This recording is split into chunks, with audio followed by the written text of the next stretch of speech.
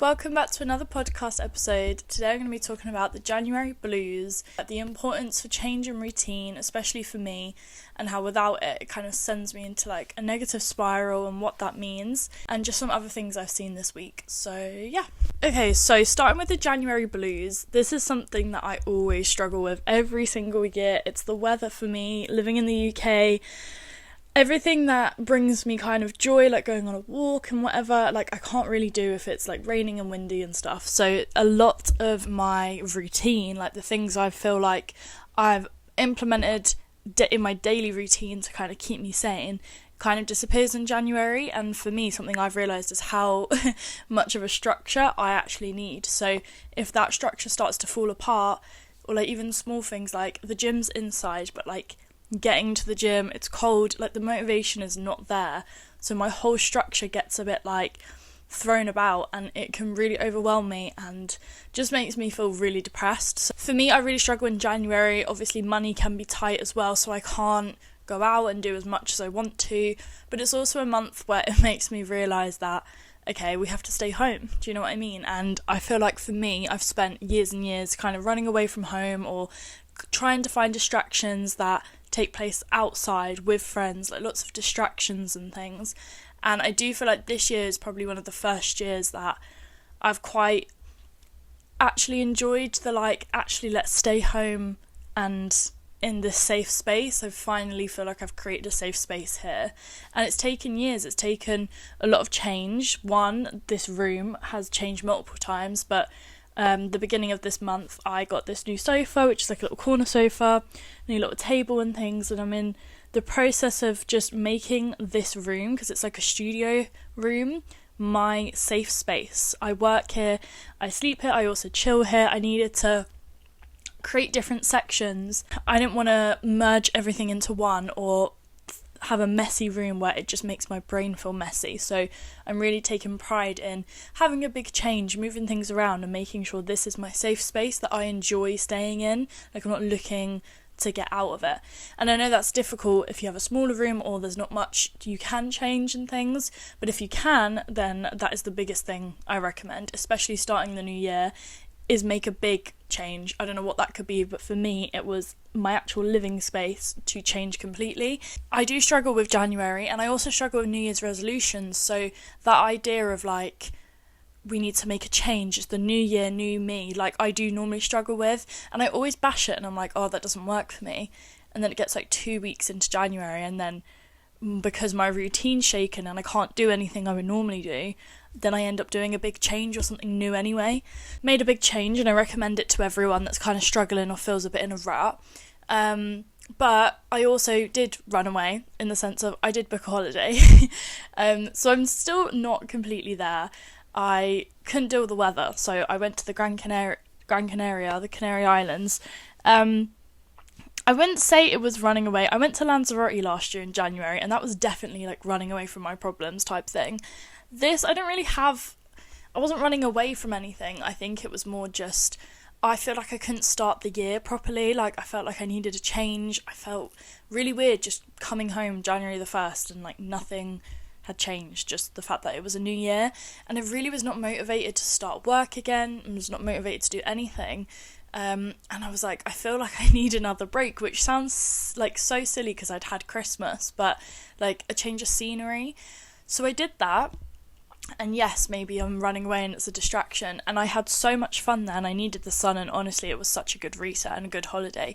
But also like when I was getting the train there and like the stress of travelling and everything, and then even when I was there I had moments where I was like, I cannot wait to go back home to this space that I'd created, and I've got a puppy, like I just couldn't wait to get home and hibernate again. As much as I was having fun there, it's the first time where I feel like I wasn't running away. I genuinely was like looking forward to coming home and going back to sort of the quiet life, if you know what I mean. And I'm very proud of myself for that, because it's been years where I've been like, right, what's the next plan, what's the next holiday, the next event, and to finally feel like I actually look forward to coming home and doing like, and like resting and letting myself chill out is major progress for me. So if you're feeling the same way, give yourself a pat on the back. But if you are struggling with January and you have some money, I do recommend going away, change of scenery, somewhere maybe with sun to get that vitamin D, honestly, it did really help me. But if not, then obviously January is a very hard time. My biggest advice is do what you can with what you are given right now, in the sense of like, okay, if we're staying inside, then let's make inside a safe, fun, comfy place. Buy yourself a heated blanket, get yourself a new tracksuit. There's so many tiny little things that you've just got to do to get through the month. But January blues hits me hard, and yes, I'm not the best person for advice because I did go away.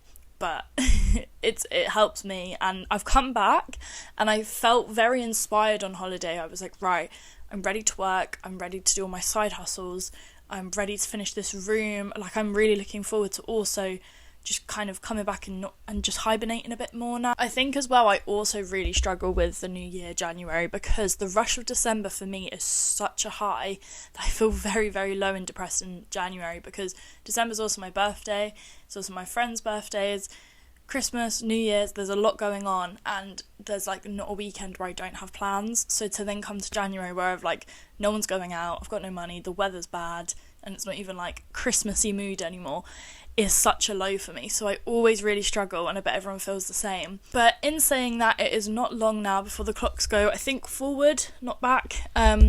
So we'll get through it, but there's just a few things that I want to talk about that have helped me, and not just with January, but when I talk about this negative cycle, I'll get into it in more detail in a second, but I really just want to go through a list of like small changes that I've made in my life, that I feel like it's hard. Like, if you're suffering with like depression or something where there's a chemical imbalance where you need medication, you need therapy, there's more deep-rooted things. But if it's just surface level kind of like, you know, January blues, January depression, or just a month where you're feeling low, these are the things that I try and tick off before I like let myself dwell in the gloom, if you know what I mean.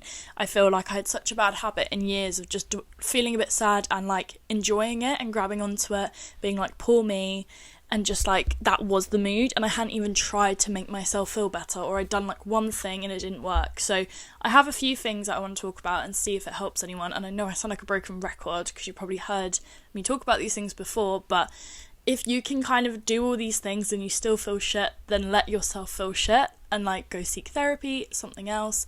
But if you do all these things and it does make you feel better, then please try and incorporate them into like your everyday life, and it does create a mindset shift. Okay, I really don't want to be like a bore, so I'm going to go through this really quick, okay? But these are some of the things that I've done. Now, I talk about negative thinking in the sense, and this goes back to quite early stages of healing, of it's all a cycle, okay? If you've grown up in a way where your upbringing's been quite bad, you've been through a traumatic time, there can be a certain type of programming in your head. It can either be self-confidence issues or attention issues, validation issues, whatever it is. But if you've been conditioned and lived a certain way for years and years to think in a certain way, that's all you're going to know, okay? So this is all about unprogramming that type of thinking, which can be so hard and can take time. So for me, I feel like I went through like a year or two of constantly thinking, poor me, like victim me, like bad things keep happening. And some bad things were happening. You know, I was valid, but it was kind of like I was almost enjoying the sadness, and then I was expecting attention from it. Do you know what I mean? And then I got addicted, and it literally is like a cycle. So I needed to unprogram all of that. So the first thing I had to do was kind of like, well, go to therapy, like really like unwind, like, well, why do I think that way? Like, what's happened? That stuff. But after that, it was all about me. What can I do to help myself? And the first thing is like a mindset shift of like how you view things. And there's a trend on TikTok going around right now that I'm going to play the audio because you might recognise it.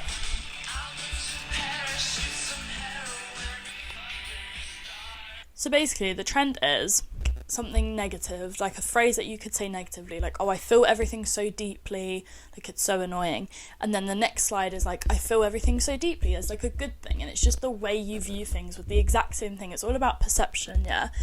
That changed me and I'll never be the same again. You could be like all gloomy and sad, like I'll never be the same, or like that changed me and I'm never gonna go back to that again. Like, it's a good thing, we've made progress, we've learned. Like, it literally is all perception. It's like even this one, I've been through so much. You could be a victim, yeah, I've been through so much, or I've been through so much, like, wow, go me. Like, do you know what I mean? It literally is perception. And like, you just have to start realizing that there's the things you say, you can always look at it with a positive spin. And the post I saved is what I agree with. She was like, this trend is so funny because I literally forced myself to look for the positive in bad situation. Turns out there's almost always a good outcome, and if not, it's a great lesson. And that literally is me. Like, me and my boss talk about this all the time. Like, it could be literally the worst thing happening. Like, you've crashed your car. Like, I crashed my car like a year ago, and you'd think, I've crashed my car, what a horrible thing. But then I always try and find the positive. I'm like, look, it was a lesson.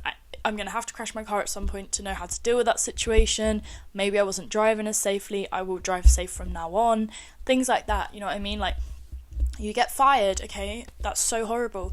And then it turns out you get a better job offer after, and you're like, that job was not for me. Or like, even like simple things like, me and JC missed a flight to Budapest, and we're like, we missed a flight, and then we're thinking, maybe there was something wrong with that flight, or something bad could have happened. Do you know what I mean? It's just literally perception, and I've just, like, it's taken me a while, but over the last 2 years, I always look for some positives. So even if I'm having, like, a shit week, it's like, okay, well, at least I can go out for a coffee. Do you know what I mean? At least I've got one friend that I can go confide in. Or at least I've got this comfy sofa where I can just sit and watch TikToks all day. Like, just always try and find that one thing every day. And just some of the things you say, try and turn to a positive. Like, always look for the good. And I know it can be very hard, but that's the whole idea of changing this, like, from victim mindset to, like, optimist. And I do believe that the more you try very hard to think optimistically, the more good you do attract. I genuinely do believe that.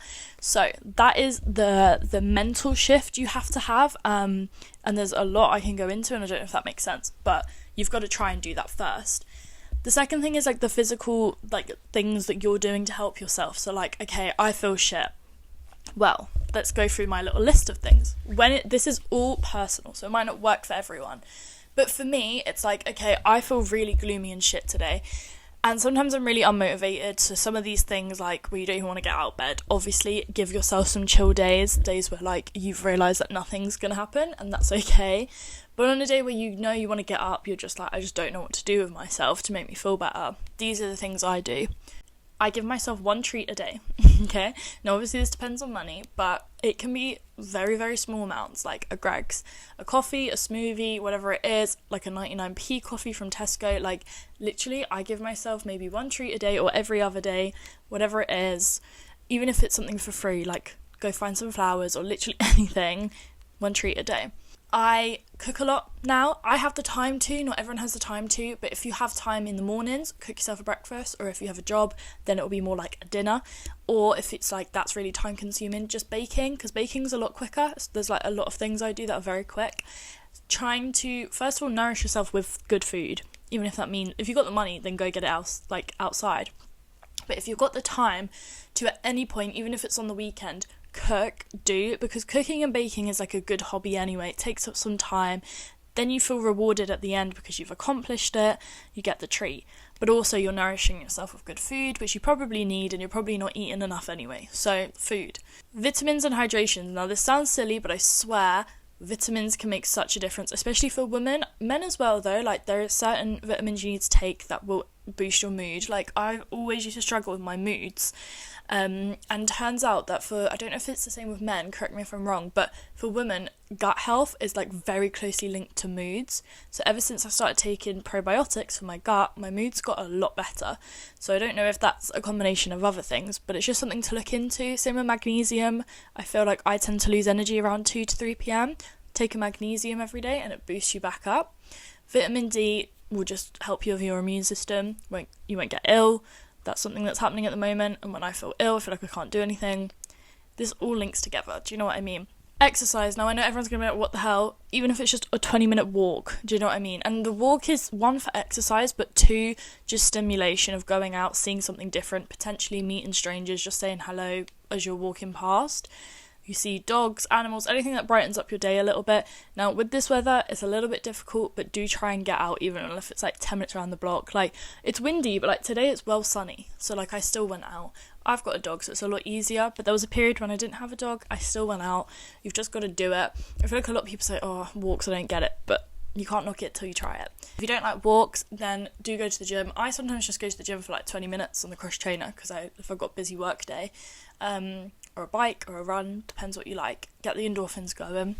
Media consumption is a big one. I try and stay away from the news quite a lot because that makes me have a bit of a crisis. Switch things from your phone, switch it to a book, switch it to Pinterest. I don't really read, but I do switch some apps to Pinterest instead because I find Pinterest really inspires me, whereas Instagram or TikTok, I feel like that breeds comparison in a bad way. Like, it makes me feel bad about my life, like I should be doing more, whereas Pinterest makes me want to do more, if that makes sense, in like a good way.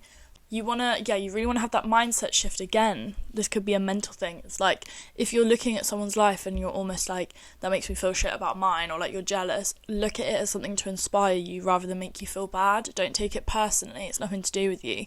It's just someone else's journey that maybe you could try and somehow incorporate into your life. Offloading your stresses, this is a big one, especially for the men out there, because I feel like you don't talk as much about your problems. I honestly really encourage you to write down, either on paper or the notes app, or record. I used to record like a voice note, like I'm doing now, of how you feel, what's stressing you out, what's bothering you, just so you get it off your chest, because as much as you might have a good support system and friends around you, you can't expect them to be there and listen. Of course, confide in your friends, but if it's quite the dark, deep stuff that you haven't quite even processed yourself, put it into notes or something. You can delete it after, but it's that initial like anger, initial sadness, where like you're not ready to talk to another human about it. You just need to put it somewhere. If you're religious, pray, like literally just get it off your chest, like individually first, and then of course confide in your support system around you. You've got to learn to relax as well. You've got to learn that after all these like things that you're doing, you're trying to exercise, you're trying to be productive, you've got to learn to chill out, like genuinely have a pamper night, book a spa day, log your phone off, or like finish your day a lot earlier so you have a couple hours just chilling in your room. You've got to put time aside for your hobbies, your side hustles. If you're into like music, or for me editing, like, or a sport, make sure you're putting the time aside to do that, because that's what makes you you. It's adding to your personality.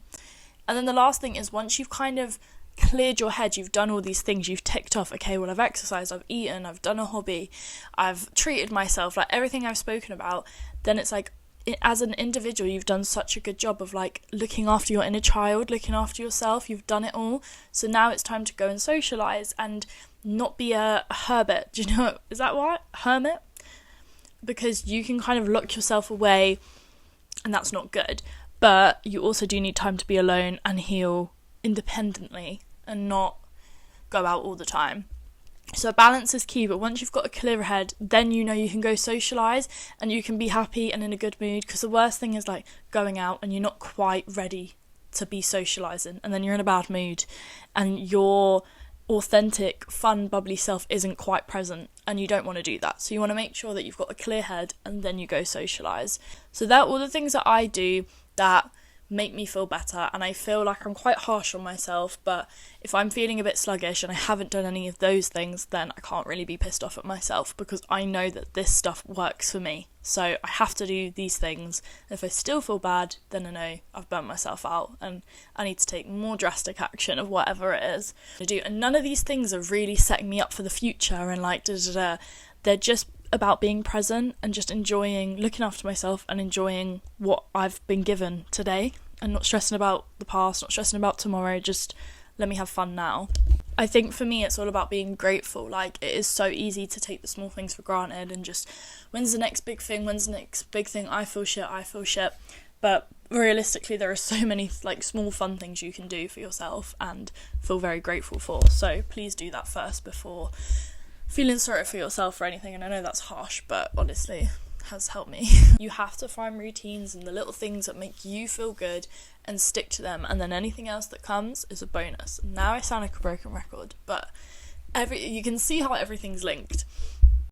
I think that's the only way to be truly satisfied and happy and be okay with like losing people, letting things come in and out, letting things go wrong. Do you know what I mean? And like being like, okay, instead of like that was so horrible, it's like, wow, that was a great lesson, I'm not going to do that again. What can I focus on and put my attention onto now going forward?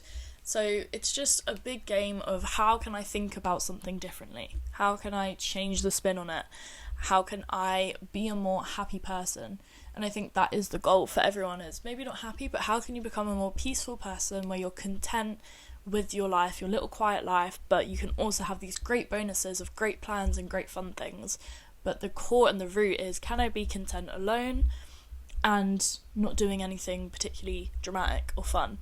And that is something that I urge everyone to maybe focus on for the next few months while there's not many plans going on and the weather's not great. It's going to be the ultimate test of like hibernation, and for people like me who get really antsy and feel like I always have to have a project or a plan or something, like I get very bored, these are the most testing months, but they are the months that you learn so much about yourself. So January blues, in a conclusion, I think is a really good time to heal if you're willing and open to do that. So have a talk with yourself.